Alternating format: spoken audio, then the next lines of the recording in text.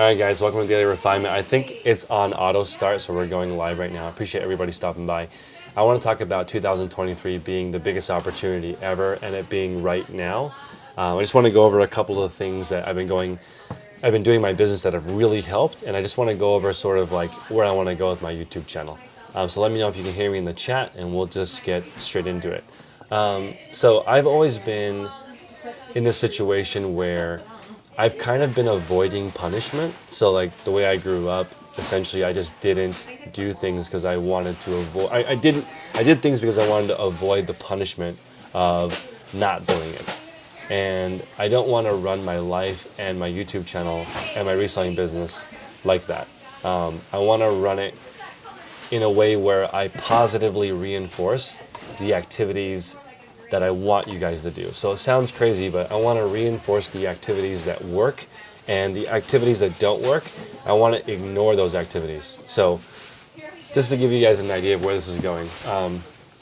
As a kid, essentially, my parents were pretty strict. So if I didn't perform, they would essentially just like rip me a new one. My entire childhood was just being ripped a new one for not getting an A on whatever. But as soon as I was able to not do that, I stopped. I quit every single thing that my parents forced me to do. I just felt like I was only doing it to avoid punishment from them. And I feel like with reselling, a lot of people only list because they have to. They only go out and find great items because they have to. They only do accounting because they have to. And I want to change that. That's why I think right now is the most powerful time in your business, because you can reprogram the way you approach your reselling business, and it should be completely different.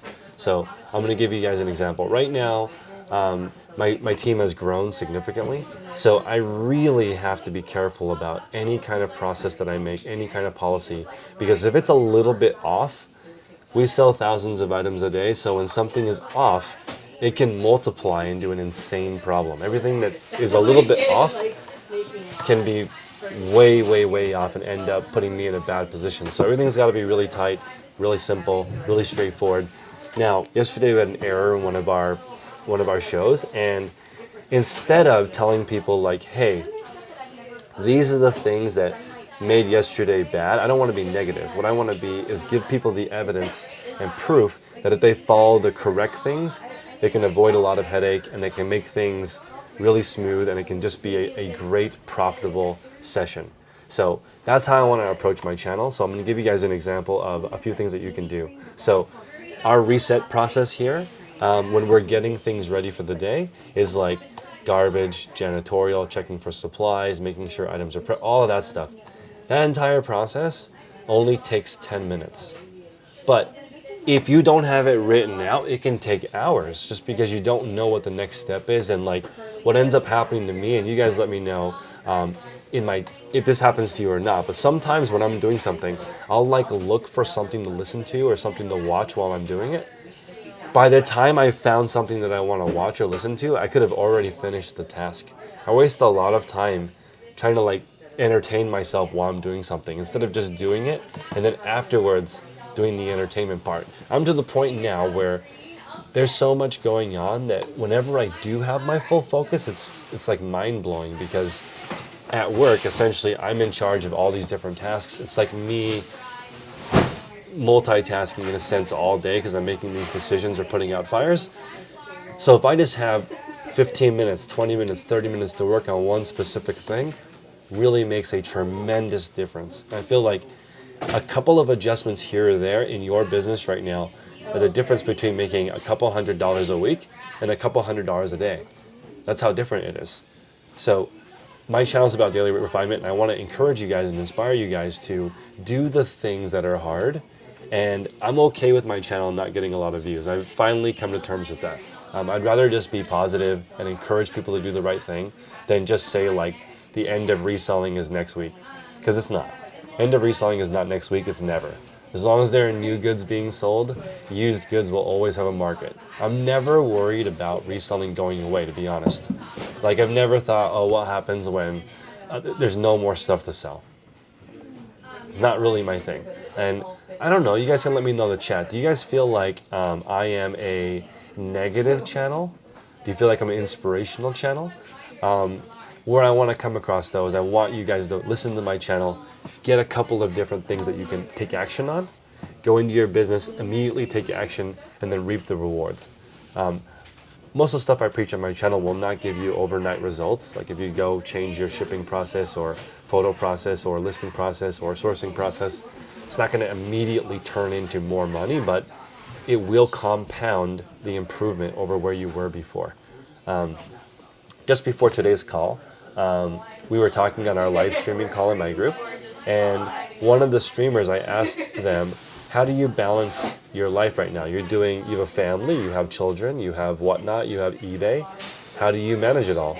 And is it exciting? Is it interesting? And she said that eBay is kind of like day in, day out, sort of the same thing, but whatnot is different, it's changing. In fact, if you do the same thing every day, you're going to be less likely to be successful if you're selling the same items because it gets boring. But on eBay, Poshmark, Mercari, Amazon, you want to get really good at selling similar things. That's sort of the trick.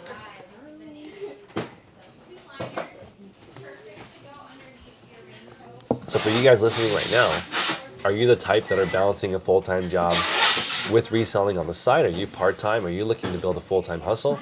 And I was just thinking, for me, I don't like going out and finding cool stuff and talking about it. It is really, really, really time consuming and mentally draining to go out and find something cool and build a whole story around it and like hook, interesting story. Because when you're out looking for the thing, you're essentially taking like 3-4 hours to find one interesting thing to share with YouTube. That's sort of how, whenever I'm making content about what's in the box, what can I find today, let's see what happens today when we go out thrifting, I end up spending the majority of the time thinking about the story I'm telling to people instead of looking for quality items. I find quality items all the time, but I don't really have time to make a story or a video about it. So I just think it's really interesting right now.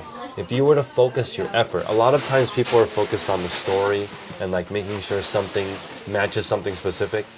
But if you're just focused on improving that thing, the results transform so quickly.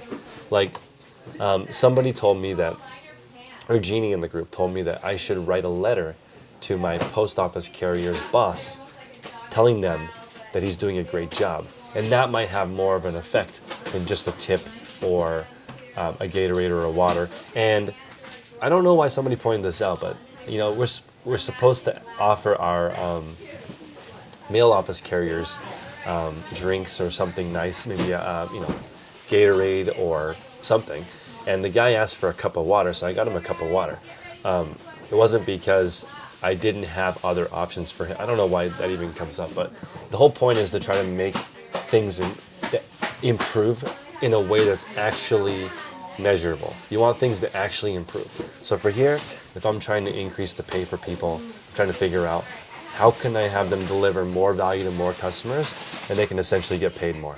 So anyway, right now, I'm just finding that 10 minutes of focus is transforming everything that I do.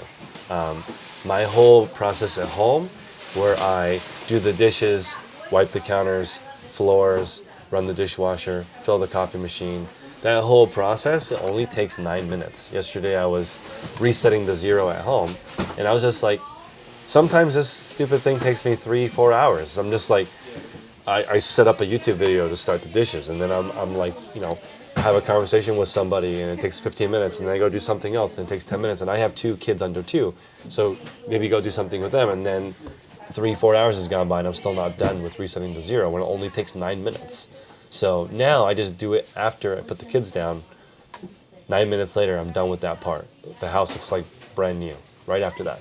I'm just thinking, man, I wish I had all those processes at work. And yesterday I actually stayed up like all night rewriting all the processes for my work to just make sure everyone here is on the same page. And if you just have all these processes visible where you're at, you're going to make a lot more money at work. It's going to be a lot easier. You're going to be able to take more breaks. You're going to be able to take more time off, get paid more, be more relaxed. And I have to redo a lot of different things because it wasn't built for scale, right? Everything that I did before the last couple of years is just built for me. right? So I just made my resale business fit me. But now I'm building it so anybody can do it. People can help. I can scale. That's different. It's got to be set up differently. It's got to be organized differently. So my dream is for the people who watch my channel. I was thinking about what do I want from you, for you guys. You guys are taking the time, and I appreciate you watching my channel. What could I give you that would really help? What I want is the first Wednesday of every month for you to be done with your numbers. So once a week, I recommend doing a little bookkeeping, and then on the first Wednesday of each month, you're just done with your numbers, under 10 minutes, everything's sorted. So at the end of the year, first Wednesday of the year, you can file your taxes because you know exactly what's going on. Or maybe we give it till the first week in February to file your taxes. It's just like, I want people to know exactly what's going on, clarity in their processes, their standard operating procedure for everything they do, and that's just what I want. I want everybody seamlessly improving, and I want to reward you guys with that, with as much positive reinforcement as I can. The negative stuff, hopefully I haven't been negative Nancy for you. Sometimes I do think like, is what I'm doing a mistake? Is this all worth it? And I think the answer is yes. All things that are worth it are hard and difficult. And you're not looking for easier, you're looking for better.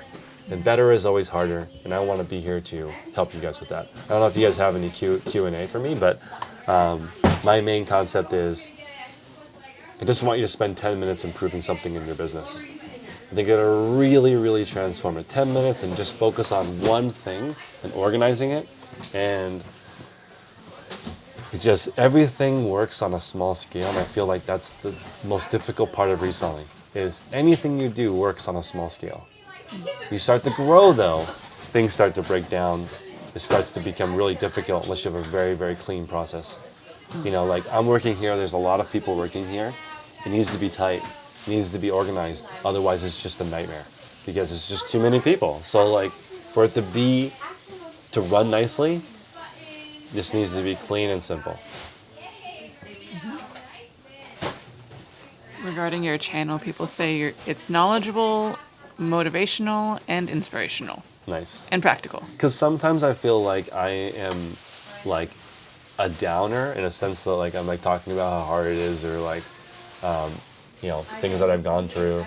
And I don't want that to be discouraging because I feel like we're all going through that. And even though I don't like the way I was brought up, I don't fault my parents. I think they did the best that they could. So I'm not here to judge anybody. I'm not judging my parents. I actually think they did the best that they could. It's just that I am trying to rewire being programmed by negativity. I don't want to think like if I don't do this, I'll be homeless. If I don't do this, I won't be able to pay my bills. That's how I think though, right? I would rather it be like you do these things and you can get what you want. There's always opportunities to improve. If you want the life that you want, that you dream of, you can have it. I don't want to think like, if I don't do this, I'm gonna be without a roof over my head.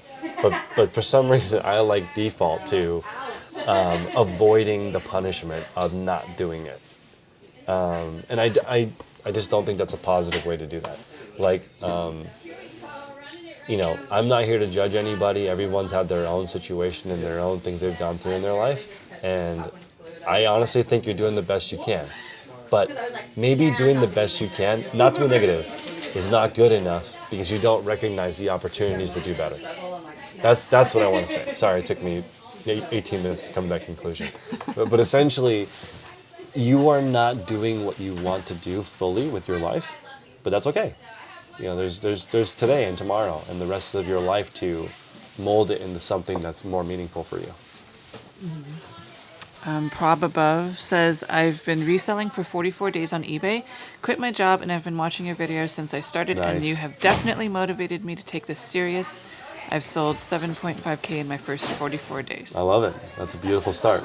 And I just want that to keep compounding. It's easy to be motivated in the beginning. It's just when on those days that you don't want to go, don't want to do it, that's the tough part. So I'm making these procedures now at work. Like as an example, these bags that we use for the post office, we're now filling them 50% full because it's too heavy for my carrier. These bags can weigh like 70 to 100 pounds. And my guy was just like I beat him down to the point where he's like injured. So we came up with the conclusion of just filling it halfway full. What was the question or topic?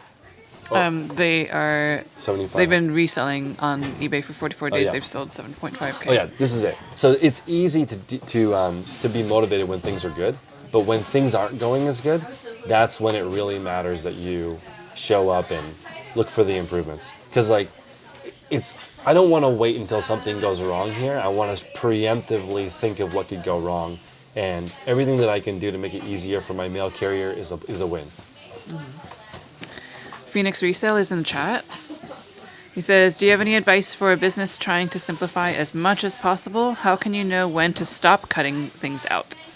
Caleb, thank you so much for coming. So the way I look at it, and this is what's on my phone, is less but better. So essentially, you want to do less things that are better. And the way I look at it is it going to yield more with the same or less effort? That's how I'm looking at it. So as an example, for me, it's more worth it to do my 9 minutes a day of cleaning up the house than to hire a cleaner to do it. That's more but worse. Yes, I would have like a cleaner, but then I'd have to manage this person, and it would take longer than 9 minutes per day, and it wouldn't be done exactly. Actually, maybe this is not true. Maybe a cleaner could do it better than me, and I could take it completely off my plate. But less but better is how I'm looking at it. A lot of times we get stuck in more but better. I'll just add on this other thing. I'll just add on this other thing. But we only have so much time. And since I'm sort of non-negotiable with family stuff, the only thing I can try to do is get more out of work each day.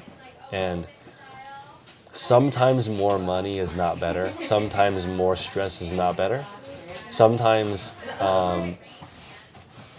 it typically is less but more expensive. So like on YouTube, I think it would be better to have 5 channel sponsors than 50 channel sponsors, and just charge more and just do a better job at serving those 5 customers. In fact, I think if I spent my whole month just making one YouTube video, probably would be a banger. I could just consolidate all the ideas I have in the entire month into one video and work on it the whole month. It probably would be awesome. So usually the answer is less but better. Less items, higher ASP, less projects, more output, less friends, deeper friends. James says, I'm a below seller standard shopper. Can you reference a video to me or give me advice on how to get out? Yes. So the key is to just sell as many items as you can for as little money as possible to get that back, and then don't make any more errors in the selling standards. So make sure you ship everything out one day before your handling time. Just make sure that it's set. Make sure everything is as described, and then price everything below market. It's really hard to get out from below standard, but you already put yourself in that situation over a long period of time. It's usually not sudden. It's a couple things that cause you to fall below standard. So now you just need to do the other direction for a little while, and it'll fix itself. Don't worry about that. It'll just take usually a month or 2 to get back out from being below standard. Sakana says, I try to post items daily on eBay and notice some of my items get 15 plus views and a ton of other items have 0 views. And these items have been sitting for months. Any advice on that? So I don't look at views or watchers really on my items. I just look at if there's offers or not. If I'm not getting any offers, I typically just either lower the price or wait. That's too small of a sample size to really make any decisions, because your sales can fluctuate like 10, 20 sales a day. I sold on eBay for 6 years, and I never had 2 days in a row that were the same. Fluctuates a lot. So I wouldn't worry so much about the day-to-day. Phoenix Resale is asking about the high-level Amazon seller that I was talking about. The seller is Pharma Packs, and that seller had, I don't know, they sell like tens of thousands of items a day, and that guy has a YouTube channel, but it's not very popular. It's like I was just watching the guy that runs this company called Basementi. You guys should look it up, Basement Y. He does $650 million a year, and he has like 6,000 subscribers. But he runs this awesome company with 600 employees, family man. He's never worked a weekend and has a $600 million company. Never worked a weekend. He's like, if you're working but not having fun, you're doing it wrong. That guy, nobody cares. Like his channel is so small, no one watches it. And I was watching some of the videos, and they're great. It's just that it's not marketed well for today's society. Like, do you even want to believe that there's this guy in the middle of nowhere that has a company that makes $650 million a year, and that person has the same 24 hours a day as you? Or is it easier to just don't pretend like that person doesn't even exist and just find other people who are struggling? I just want to be that resource so people can improve themselves and think about getting to the next level. And I'm running YouTube a little bit differently. I'm really not looking to maximize views. I just want to make an impact. And hopefully through that I can grow my channel, but I'm okay with my videos getting 3,000 views and it being positive and reinforcing the correct thing. Because my whole life I've been avoiding punishment. So I'm not into that anymore. Eric says, "Hi Chris, how's the new facility?" I love it. I was just talking about, I love loading docks so much. I love loading docks. Even if it costs like a couple $1,000s more, to be able to drive the forklift right onto the truck is so dope. Having to have one person in the truck bring it to the edge and you go with the forklift and spin it around the truck sucks. It sucks so bad. I hate doing that. So I want it driving onto the forklift onto the truck with the forklift is the best thing ever. So the new facility is amazing. 11 out of 10. I love loading docks. James is asking, "Do you do shop reviews? I feel like I'm sinking and need you to yell at me to light a fire under my butt." I will not yell at you. That ship has sailed. What I will tell you is, hey, I'm looking at your listing right now. There's a few opportunities for you to improve. The title could be better. The item specifics could be more accurate and more plentiful. You could have a more competitive price. You could have a better return policy. You could have more items in your store that are similar. You could have better, more accurate photos. That's it. Just gave you a store review for free. Don't need to pay me, and I didn't even have to yell at you. That's it. Very straightforward. Lots of opportunities to improve. That way, you can be like, okay, I'm programmed to look for opportunities to do better. Instead of, I don't want Chris to yell at me, so I'm gonna do my listing better this time. No, that's how I used to live, and I don't want that anymore. Kaylin is asking, "Are there any optimal times during the day to list?" Yes, I'm gonna spill the beans. Earlier in the day is better. That's it. Earlier in the day is better because you're higher on people's email lists. That's it. You open your email, you want to be recent. Like if you send the email towards the end of the day, people don't check their email as much as night. So like you send it earlier in the day, it's going to be higher up. They're more likely to go to your listing and buy something. That's a general rule across all e-commerce. It's not a secret anymore. I'm spilling the beans. Lennox says, "When sourcing products, what sort of items are we typically looking for? I have a small range of products that tend to work for me. However, I'm always looking to expand to get bigger." You're typically looking for items that are trending on Google. Like I was just looking before we did the live, and I was thinking about trending topics. So here's an example. On popularity, eBay out of 100 is 48 out of 100. So it's like a mediocre topic. So if you're making videos on YouTube, you would not pick eBay unless you want to struggle because like it's not that popular of a topic. Now, on the other hand, Amazon, extremely popular. 90 out of 100. A ton of people are looking for how to sell on Amazon. Millions of people. Way, way, way, way more than eBay. Surprisingly, maybe surprising to some, maybe not surprising to others, but Amazon's more global. Everyone in the world can send stuff to Amazon FBA and have it fulfilled. eBay, though, really mainly just works in the United States. So you can look at those two topics, and if you want to make the most money, Amazon has the most opportunity, but it's the most competitive. Now, this is interesting. On a scale of 100 in popularity, my main platform, which is Whatnot, is only a 2 out of 10. So a 2 out of 100. It's really unpopular. Nobody cares about the platform that I sell on. So for me to make content on Whatnot, it does really, really poorly because not very many people are looking for it. So yes, I might be able to dominate because not that many people are talking about Whatnot, but again, the market pool is not that big. It's easier to sell on a platform with more people. So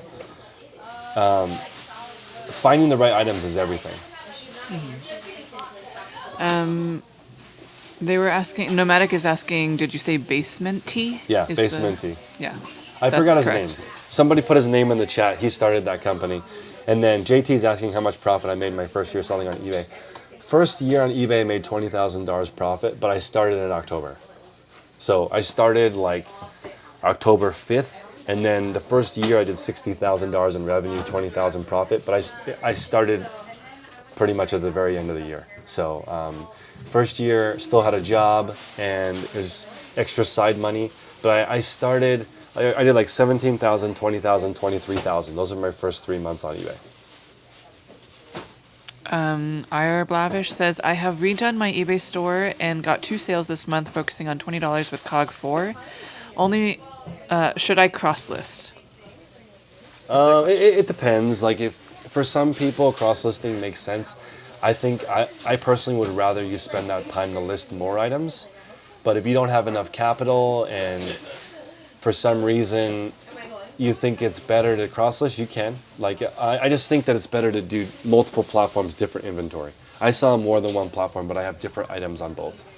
I don't want to delist items and I don't want to manage the same item on multiple platforms. That's not for me.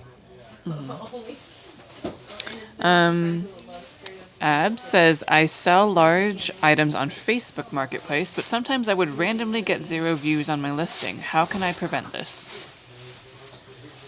I don't care about views. Is that my weird? I don't care about views or watchers at all. I just look at the market and I don't want any watchers. I just want it to sell immediately. I don't care about the views or watchers. I only need 1 view. So I'm just trying to optimize it when I do it. I never look at that. It's not, it's maybe useful for sourcing a little bit, but I mean, if I keep selling an item before it gets any watchers, that's okay for me. I'm never focused on watchers or views. I feel like that's not a good way to look at your store.